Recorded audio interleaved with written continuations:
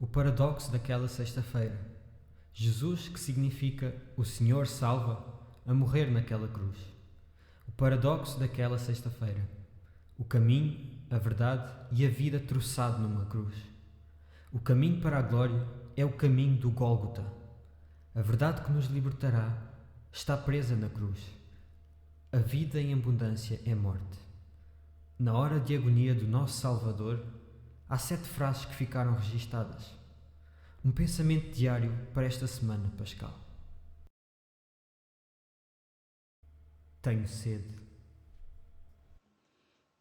Boa noite, o meu nome é Lídia Fletcher e eu faço parte do Centro Bíblico de Azeitão. Hoje gostaria de partilhar convosco alguns pensamentos sobre a quinta frase que Jesus pronunciou na cruz. Tenho sede. Se encontra em João 19, 28. Esta expressão, tenho sede, revela-me a humanidade de Jesus. Ele era 100% homem. Tenho sede é uma das necessidades mais básicas do ser humano. Nós precisamos de água para viver. E Jesus conhece todas as nossas necessidades como ser humano. Em Hebreus 4, podemos ler: porque não temos um sumo sacerdote que não possa compadecer-se das nossas fraquezas, porém um que, como nós, em tudo foi tentado, mas sem pecado. Mesmo nesta situação atual que nós estamos a viver de isolamento social, que para nós é uma novidade e uma incerteza, Jesus já a conheceu. Ele retirou-se durante 40 dias de isolamento total. Ele conhece todas as nossas necessidades. E no Sermão do Monte, Jesus também usa esta expressão de sede. Porque tive fome e deste-me de comer. Tive sede e deste-me de beber. Era estrangeiro e hospedaste-me. Depois ele explica: em verdade vos digo que quando o fizeste a um destes meus pequeninos irmãos, a mim o fizeste. Sabemos que ele nos conhece, identifica-se conosco e pediu que nós fizéssemos o mesmo com os nossos irmãos, com aqueles que estão à nossa volta. Mas a expressão tenho sede não revela só a sua humanidade, mas revela também a sua divindade. Porque o versículo começa por dizer: sabendo Jesus que já todas as coisas estavam terminadas, para que a Escritura se cumprisse, disse: tenho sede. Jesus sabia qual a sua missão aqui na Terra. Sabia que se aproximava esse momento e ele abraçou-o, cumpriu-o, apesar de todo o sofrimento que isso acarretava. Vemos aqui também que Jesus conhecia muito bem a Escritura, para que se cumprisse o que estava escrito. Da primeira vez que ofereceram vinho a Jesus, ele recusou. Mas aqui ele diz que tem sede, permitindo que se cumprisse o que estava escrito. No Salmo 69, deram-me fel por mantimento, e na minha sede me deram a beber vinagre. Ou seja, este ingrediente estava também associado aos sacrifícios, a preparação para o sacrifício. Então vemos que aqui Jesus sabia que se estava a aproximar o seu tempo e estava-se a preparar para o seu último sacrifício, o sacrifício da sua vida, em favor da nossa alma. E aqui podemos recordar uma outra vez que Jesus fala sobre a água. Quando ele fala à mulher no poço, e ele diz: qualquer que beber desta água tornará a ter sede, mas aquele que beber da água que eu lhe der nunca terá sede, porque a água que eu lhe der se fará nele uma fonte de água que salte para a vida eterna. E ele é esta fonte de água viva. Mas para que isso acontecesse, ele tinha que morrer, tinha que se passar pelo seu último sacrifício, para que pudesse ser esta água viva, para nos dar vida a cada um. E vamos lembrar também a frase anterior que Jesus disse na cruz: Deus meu, por que me desamparaste? Isto para mim que mostra que a sede de Jesus não era só física, mas também uma sede espiritual. A separação de Deus, o anseio pela sua presença. Como nós vemos no Salmo 42. Como o servo brama pelas correntes das águas, assim suspira a minha alma por ti, ó Deus. Que durante este tempo de recolhimento e também que estamos a celebrar a Páscoa de uma maneira diferente, possamos reconhecer que Jesus é a nossa água. E também como Jesus se retirou para o deserto para estar com o Pai, que durante este tempo de isolamento social possamos tirar o tempo para estar em comunhão com Deus. E que possamos ter esta sede espiritual de estar com Deus. E que desta forma possamos alimentar a nossa alma com quem Ele é. Mas mesmo da mesma forma que estamos isolados, que possamos estar atentos às necessidades físicas uns dos outros, como aquele soldado que respondeu à necessidade de Jesus, que nós possamos estar prontos e dispostos a responder às necessidades daqueles que precisam de nós e que estão ao nosso lado.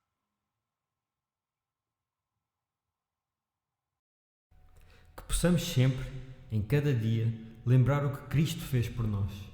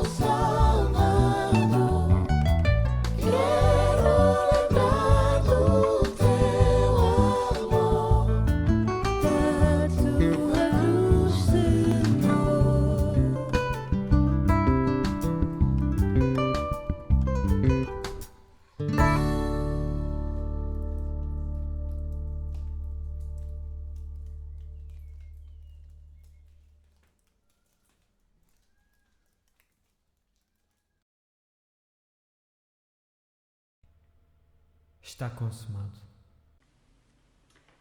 Eis que chega por fim o tempo de acabar um sofrimento tão atroz. Mesmo antes da cruz, Jesus já sofria em silêncio, quando no Getsemane essa angústia foi de suor e lágrimas e gotas de sangue. Ele ali foi tomado por uma agonia tão grande. Teve de suportar o terrível castigo dos romanos, um sofrimento tão grande que muitos dos seus condenados não o suportavam e morriam antes da execução. Foi gozado. Colocaram em seus ombros feridos um manto de púrpura e em sua cabeça cravaram uma coroa de espinhos. Essa cruz tão terrível. Jesus sabia que aquele era o seu propósito, consumar a obra para a qual estava destinada. Em João 19, no versículo 28 e 30, diz: Depois, sabendo Jesus que todas as coisas já estavam consumadas, para que se cumprisse a Escritura, disse: Tenho sede. Estava ali um vaso cheio de vinagre. Puseram, pois, uma cana de ensopo, uma esponja ensopada de vinagre, e lhe chegaram à sua boca. Então Jesus, depois de ter tomado o vinagre, disse: Está consumado. E, inclinando a cabeça, entregou o seu espírito. Está consumado. Está acabado. Concluída a missão. Com a morte de Jesus, a mais grandiosa missão estava concluída. A missão de Jesus era salvar a humanidade, mas para que isso se cumprisse, Jesus tinha uma tarefa extremamente pesada e árdua: expiar os nossos pecados. De outra forma, não nos seria possível de sermos chamados filhos de Deus. Está consumado. O véu do templo se rasgou de alto a baixo. Pelo sangue de Jesus derramado naquela cruz, temos direto acesso ao Pai. Essa foi a missão de Jesus: morrer para a expiação dos pecados da humanidade. Porque Deus ama o mundo de tal maneira que enviou o seu único e amado Filho para morrer por mim e por ti. Jesus, ao dizer está consumado, dá a oportunidade a todas as pessoas de virem a Jesus receber a garantia da libertação dos seus pecados para todo o sempre. Deixo-vos um poema de Madalena Pisote. Está consumado. Abri um novo caminho, a caminho do Calvário, coroado de espinhos. Foi maltratado e ultrajado no alto de uma cruz. Alongou os seus braços num abraço que envolve e espalha perdão. Na dor da crucificação, cravou e provou o seu amor. Neste dia sombrio, a terra tremeu e o véu se rasgou. A sua cabeça se inclinou e, sem ressentimento, eis que os reis dos reis disse: está consumado.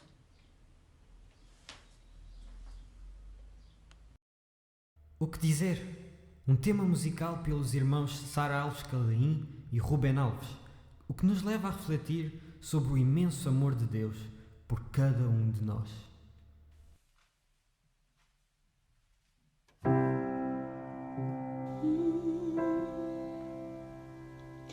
O que dizer a quem tudo conhece, a quem tudo tão bem criou?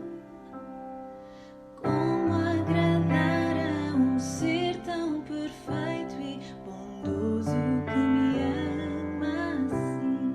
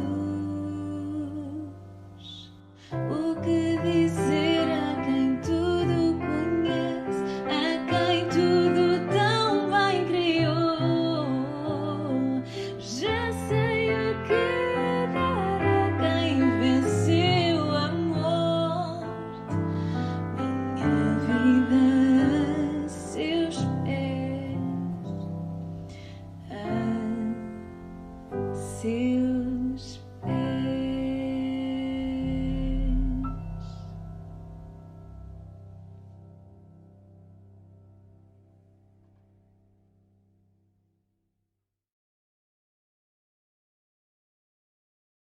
Pai, nas tuas mãos entrego o meu espírito. As palavras proferidas por uma pessoa são sem dúvida alguma carregadas de sentido. E com isso elas refletem aquilo que está dentro do seu coração. Como o próprio Jesus afirma em Mateus 12:34, porque a boca fala do que o coração está cheio. E quando essas são as últimas palavras, a importância é ainda maior, porque ela vai falar do que aquilo que é mais essencial, né? Mais profundo, mais significante para a pessoa. E a última das 7 frases de Jesus está registrada no livro de Lucas, capítulo 23, versículo 46. Ele disse: Pai, nas tuas mãos eu entrego o meu espírito. E quando ele diz Pai, ele diz para o mundo, ele diz para nós de um Deus que é Pai, de um Deus que é pessoal, de um Deus que quer e se relaciona conosco numa relação de amor, uma relação de filiação, de paternidade, de um Deus perto, de um Deus pessoal, de um Deus que ama estar com o seu filho, com os seus filhos amados, né?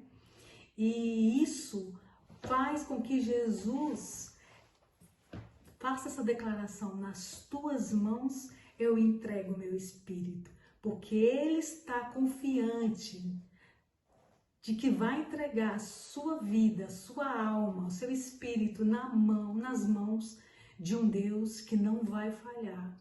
A sua vida não vai dar no vazio. O final de tudo é sendo amparado pelos braços eternos de Deus. Essa é a promessa, essa é a confiança que um filho tem de um pai que vai ampará-lo, né? E mesmo Jesus passando por um dia, né, por um sofrimento extremo, né, de dor, por o maior dos sofrimentos, isso não foi capaz de roubar do seu coração a certeza da presença e da filiação de Deus, né? Ele sabia que ali o Senhor estaria com ele, estaria segurando ele. E essa é a maior das verdades, né? A maior da segurança que ele poderia ter, não é? E Jesus subiu a cruz, assumiu a cruz no meu lugar e no seu lugar. Ele assumiu, ele venceu a morte, ele venceu o medo, e isso para que nós pudéssemos também vencer. E hoje existem milhares de pessoas, não é, que estão a viver num período de extremo medo, medo da morte, medo do que será das suas vidas, né? E não sabem desse segredo, né, de um Deus que é Pai, de um Deus que lança fora todo medo, como disse o discípulo amado de Jesus, que o perfeito amor lança fora todo medo, e Jesus é o perfeito amor, né? O que ele fez por nós na cruz é a expressão desse amor. E como é que pode, né, que Jesus pôde chegar de uma forma tão serena, tão tranquila diante da morte, senão na confiança de um Deus que é Pai, de um Deus que o segura nas mãos. E isso exige de mim, de você, uma entrega, né? Jesus, ele foi nos proporcionar esse caminho, né, de volta ao Pai, de volta a Deus. E isso requer de mim, de você hoje, uma entrega. Feliz Páscoa! E vamos terminar o nosso tempo de louvor lembrando o triunfo que Cristo alcançou para cada um de nós.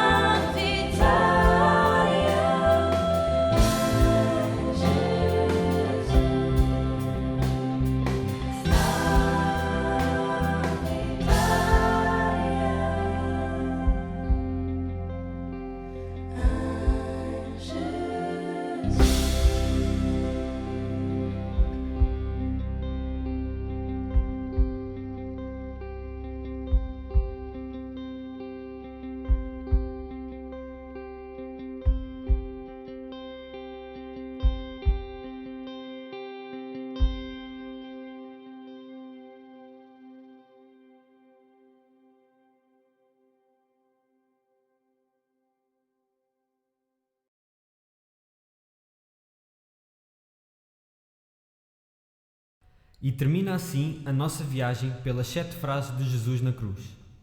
Acreditamos que o tempo que partilhamos juntos ao longo desta semana pascal foi de bênção para todos. Termina agora com um tempo de oração. Desejamos a todos uma Santa Páscoa, sempre gratos pelo que Jesus fez por nós naquela cruz.